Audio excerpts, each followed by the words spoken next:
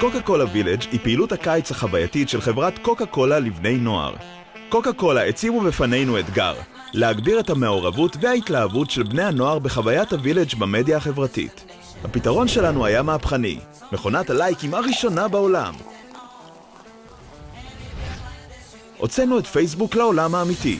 חיברנו את החוויות הפיזיות של הווילג' לחוויה הווירטואלית במדיה החברתית באמצעות מכונות הלייקים שהוקמו ב-32 מרכזי פעילות בווילג'. בני הנוער קיבלו צמידים שהכילו את שם המשתמש והסיסמה שלהם בפייסבוק ויכלו לשתף את חבריהם בפייסבוק בפעילויות שלהם בבריכה, במסעדה, באולם המשחקים ובתמונות שלהם.